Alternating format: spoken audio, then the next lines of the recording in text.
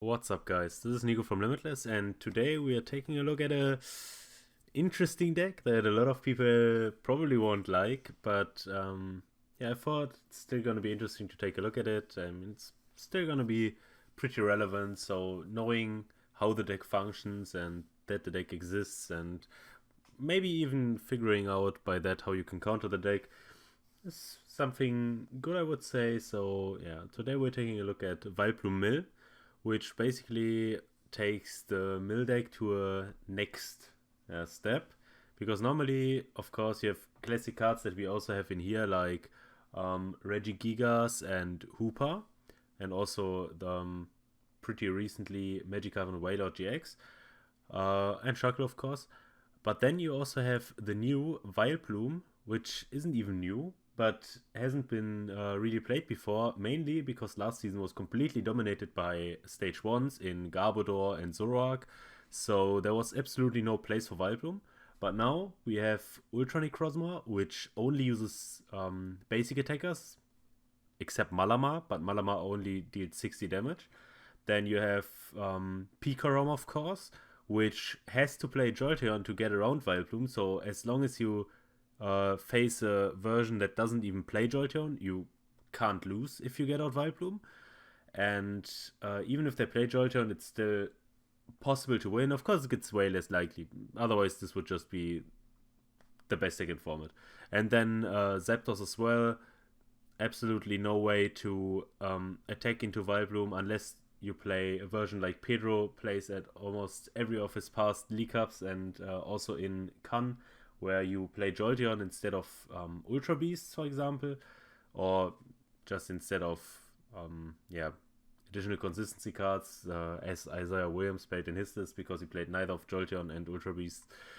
Yeah, so disgusting pollen. As long as this Pokemon is your active Pokemon, your opponent's basic Pokemon can't attack. So it's not even about you can like not damage it, so you would still be able to poison it or burn it. You literally can't attack if you have a basic Pokemon. Yeah, it still struggles a lot against Zoroark, but yeah, most of the other cards still help a lot against Zoroark. I mean, we have Regigigas, 180 HP. Has a fighting weakness though, but powering up Lycanroc with 2 energies is not too likely against the mill deck, so that's okay. And of course, we also still have Hoopa, which can be played around with Mug, but for the early turns when your opponent doesn't have Mug, Hoopa is definitely a viable option. And of course, Magikarp and Wailord, 300 HP. There's absolutely no way that Zoroark one-shots it if they don't have a grass attacker in their deck. So if they don't play Gullispot, they can't one-shot Wailord. Yeah, and Shuckle is basically the same as Hoopa. They can play around it with Mug. It has a little bit of an advantage because it still has 170 HP, so you can just like gamble on your opponent having Mug, and if he can't hit 170 anyways, like of course you have to figure it out by the amount of Kukuis he has left, or if he plays Kukui and Devoured Field and such, if he can even hit that number with Mug in play. Yeah, then we have two more Pokemon which are unknown, which is a second win condition. I mean, normally when you play some like those stall slash mill decks, you just sit there and your opponent can't do anything, and then you just lose a mean, get back all your disruption cards, lose a mean, and eventually you get like a card that shuffles back your hand in your deck so that you won't take out before your opponent. But with unknown hand, you also have the option to just go ahead and say, okay, I'm at 35 cards, or like around 35 cards, and then you just attach Rainbow Energy to your Vileplume or to whichever wall you're using, use a Cerola, get it in your hand, promote your unknown, and then you just announce that you win, as long, of course, as you have 35 cards in your hand. So that's a neat win condition in basically any matchup where, I mean, where it could take a long time, or for some reason you might not be able to deck your opponent out. For example, also such as the mirror match, because this card is actually super significant in the mirror match. If your opponent doesn't play it and you do, you basically always win unless your opponent skull grunts away your rainbow energy, because that means you can't get your card back into your hand, so you only have Tantalizer to use as a switching option, because most of the time, of course, your opponent will also only put on one card, so Guzma won't really help. But yeah, that's like one of the ways it can be less useful. And then last but not least, Cardicuno. Basically, I mean, of course we can use Shuckle's GX attack, but that happens very rarely, so this is most of the time the GX attack we use. Cold Crush GX, discard all energy from both active Pokemon. And also the ability, when you put it down, you can just switch it into your active slot. Yeah, just very good. For example, let's say you're playing Speaker on your opponent, which they shouldn't do, attaches 6 energies to the active Pokemon with Full Blitz, then you just go ahead, Cardicuno, discard all the energies. Yeah, that's it for the Pokemon. Yeah, the trainers are all, trainer and support are all pretty self-explanatory. I mean, you have consistency cards in items such as Nest Ball and Acrobike. Acrobike wasn't really seen before in Mildex, but with Vileplume, because you have to get out a stage 2 with Rare Candy and enough others, it makes sense to play more consistency to get those. Yeah, then of course you have disruption item cards like Enhanced Hammer or Counter Catcher that pulls something up. Healing cards like Max Potion. Yeah, then Rare Candy of course, otherwise you won't get out your stage 2. Rescue Stitcher to get back Pokemon. And then for Stadiums, Life Forest to heal.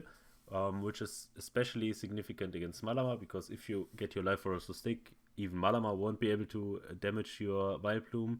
Then Mount Lanakila to force basic Pokemon to have more retreat, and Wondrous Labyrinth to make it harder for your opponent to attack.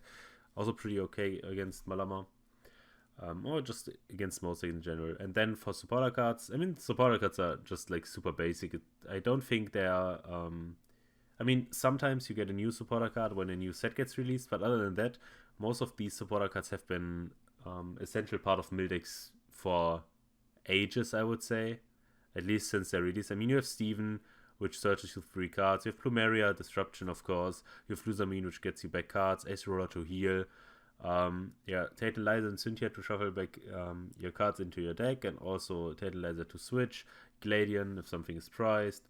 Guzma to switch. Faber to get rid of tools, special energies, and stadiums. Skullgrunt to get rid of your opponent's energies in hand. Mars, which is pretty neat if your opponent doesn't have a lot of cards in hand, because you get to draw and also get to discard something. And of course, Bill's Analysis to increase your outs to get those items. And also, if you have a Bill in hand instead of a Stevens in your opening hand, you can still get a Stevens, so you can turn 2 Stevens at least, because that's by far the most ideal supporter for your turn 1. Because you never attack, so you always just get to search your deck for 3 cards. Yeah, and of course Rainbow Energies, like the 1 energy. As you might have noticed, or some people that have, tested the deck or looked at the deck, this is pretty much Riley's list from Collinsville that he made top 4 with, but I switched Copycat for Cynthia, because in my mind,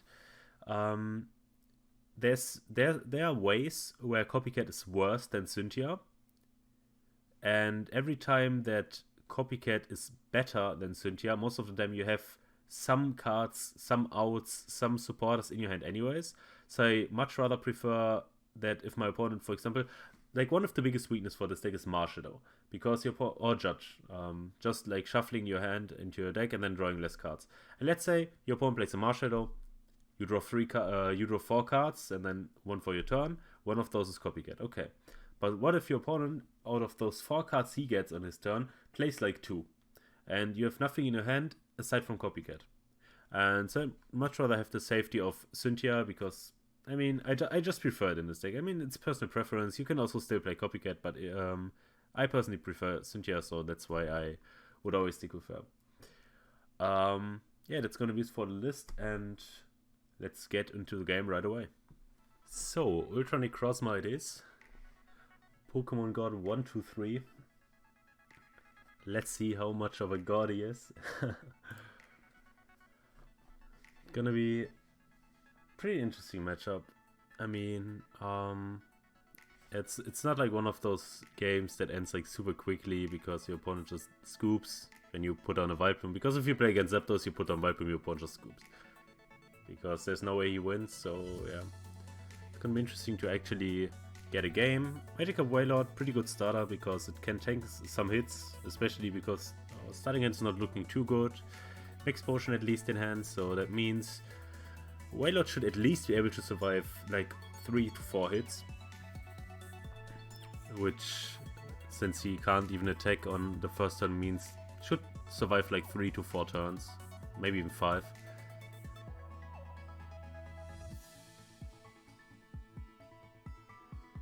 He immediately goes for the Ultra Necrozma because he wants that magic up down. He wants the 300 turn 2.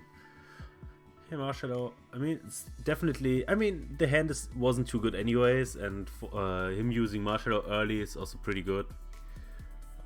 Tainted Liza, I guess that's still something that we can at least use, get some cards.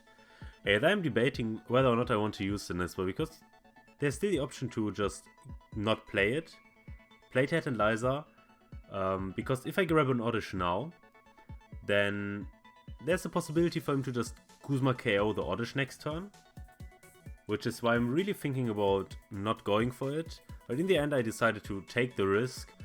I mean, even if he has the Guzma, I still have Stretchers and such in my deck, and that at least force him to use a Guzma. Ultra Necrozma is active, and even if I don't get another Oddish, he won't be able to use his attack for 300 knockout next turn.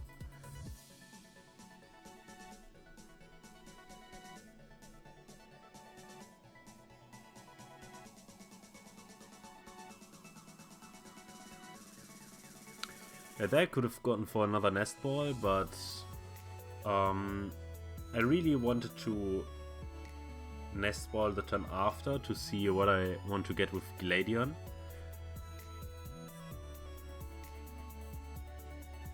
I mean, now it would have been ideal for Vileplume to be priced, to be honest.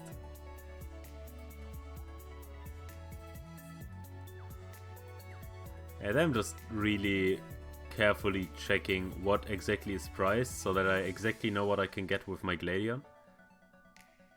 And as you can see, there's only 3 Stevenson deck, which means 1 is priced, which is basically ideal. I mean, I would say that's even better than having a Vileplume priced, because that means that I can actually start building up a very big hand, start getting options. We also saw that the forest is priced, the live forest, which means I will have to use my second Gladion sooner or later as well, just to get it from my prices, because like Vileplume and forest are basically the 2 win conditions against this deck, because Malamar does 60, forest heals 60, and Ultra Necrozma can't even attack, or Giratina because of Oddish. And there, last time he made a very big mistake, because putting down Giratina when you don't even need it is super bad in this matchup. So that's gonna probably hurt him a lot, because, I mean, normally the idea behind Giratina in any middle matchup is that the only time you really want to use it is if your opponent puts down a Hooper on the bench and you have Guzma in hand and enough Malamas, then you go Giratina, damage the Hooper, Guzma the Hooper, because that's the only way you can one-shot a Hooper with your deck, unless you play Onyx, of course. So, yeah, definitely a misplay from his side, because the 10 damage on the Vileplume does nothing for him. Yeah, because even if I set up Vileplume and he attacks with Malamar, he still needs to attack 3 times. So 10 damage doesn't give him 1 less Psychic Sphere, or however the attack is called, from Malamar. And there I decided to just go for Mars, just get rid of his cards. I mean, I'm under really no pressure. I have my Vileplume on board, so yeah, I'm even fine with Wailord getting KO'd, but I still have Max Potion to even save it for some turns. I mean, right now I'm just wasting as many of his resources as possible while building my hand up as much as possible to maybe even get a win with Unknown Hand.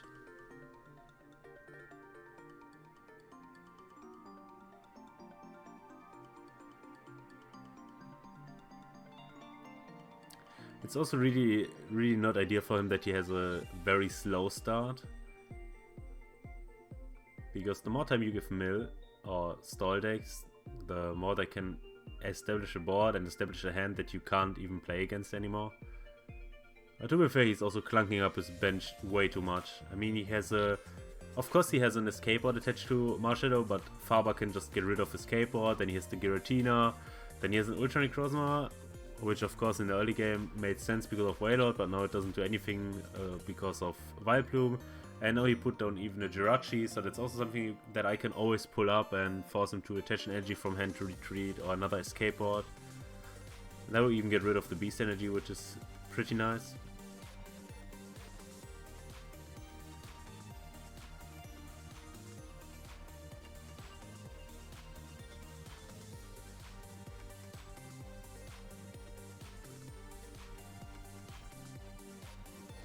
I mean, that should be... Okay, this is his first Guzma, so he already wasted one Guzma and one Switch for nothing. And normally you really want to keep those cards for turns where you take a prize with them, or where you can just do something so significant that it actually matters. But discarding them or using them for absolutely no reason is really not what you want to do in this deck. Or against this deck as well. And there he just goes to power up his Ultra Necrozma, but I mean, we don't mind. Even ace to roll in hand, so if he goes for something annoying, I can still just get back whatever I want from my field if he doesn't get the one shot. And again, it's like stall decks don't rely on completely denying prizes. It's just important to not let your opponent take 6 prizes. So if he commits so many resources to just taking out one Magikarp Wailord, that's perfectly fine. Because the idea is to put up Vileplume to win anyway, so it doesn't really matter if he KOs anything that's not a Vileplume.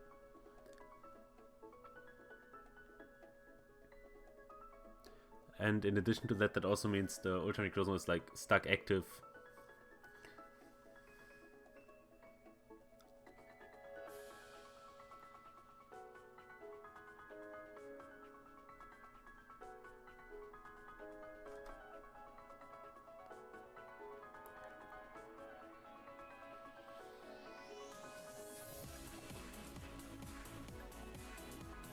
And normally you could use Stevens a lot in these past turns, but since I'm so far ahead and under really no pressure, I mean, as I said before, I just want to burn his resources, and what better burns his resources than just discarding his cards in hand. So that's why I went for the Mass Burn there. And they're there, okay, he KOs the Magikarp, doesn't matter at all. Now we just put Vileplume active, and yeah. Also important to note that now he, even if he wants to take, he still has Ultra Necrozma active, so he needs to attach another energy to even get it back to his bench. Yeah, there I go for Counter Catcher Labyrinth, because I want to burn his stadiums right now. Because I don't have the Life Forest yet, and I also don't want to get it yet.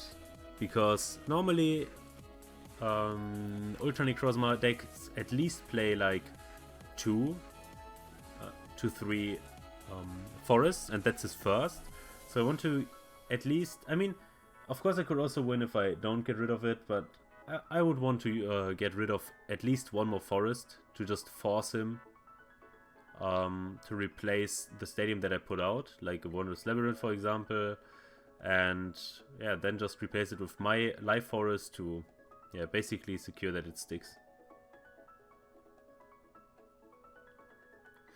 And here I decided to, I mean, he always has to attach from his hand, so I want to see what he has in his hand and what his options are and how many energies he maybe even has in hand. Yeah, just to basically wait to to put down my Wondrous Labyrinth, because if I put down Labyrinth when he has an energy card in hand, I don't get max value. So getting rid of his energies first at least forces him. I mean, of course he still has energies probably in deck and can get them with his Viridian Forest if he replaces and stuff, but it just makes it way harder for him.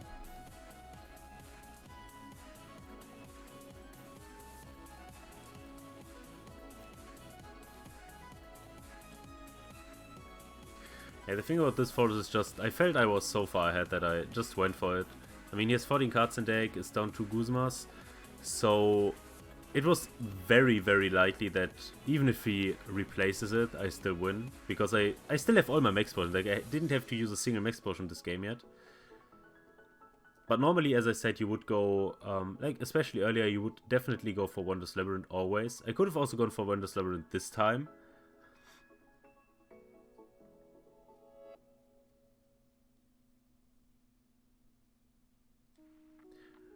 Yeah, but also another difference is that he already has a Giratina on his bench that I can always counter catcher, and he can't even Guzma because, of course, I don't have a bench Pokemon, so we'll always have to use Switch.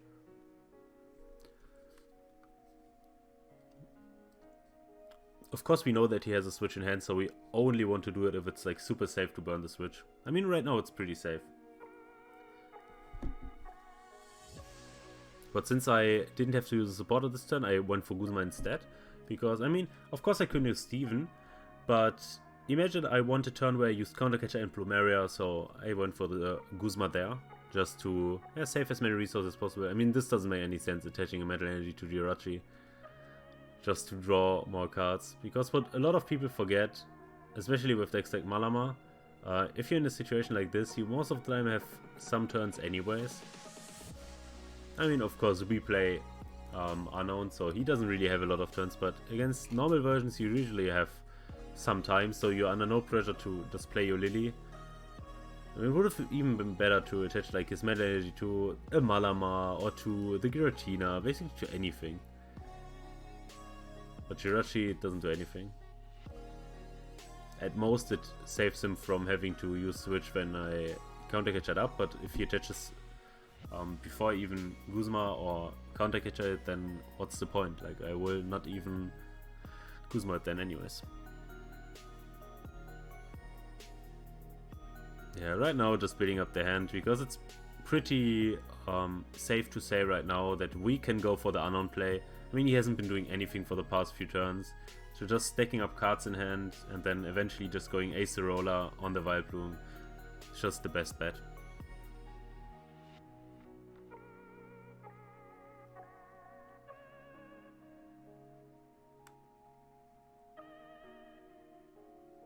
Still getting the cards that are most useful here, in case we want to use them. Yeah, there I'm counting whether or not it's enough already. But it shouldn't be enough by now, because that doesn't look like 35 cards. But thankfully we still have Lusamine. Some more Lusamine spam. And this is just why this card is so powerful. I mean, you can literally just go and Lusamine, Lusamine and something else, Lusamine, Lusamine and something else. I mean, that's just way too broken. That's also why it's banned and expanded. No clue why it's still legal in standard, but who knows. And normally, of course, we would have to get Rainbow, but thankfully he used his Giratina for no reason. So I can actually just Acerola the Vileplume because it has 10 damage, which is pretty nice, I would say, from him. Saves us one card. I mean, it doesn't really save us one card, because even if we attach the Rainbow, we just get it back with Acerola anyways.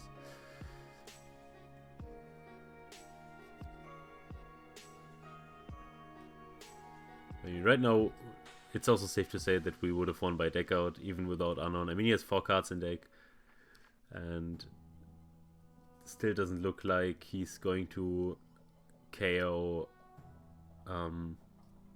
anything anytime soon.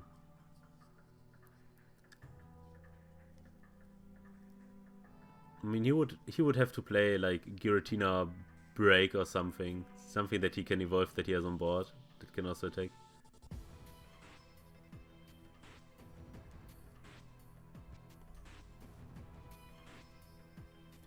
I'm really not sure.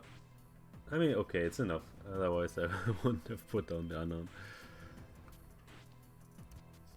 And there we go.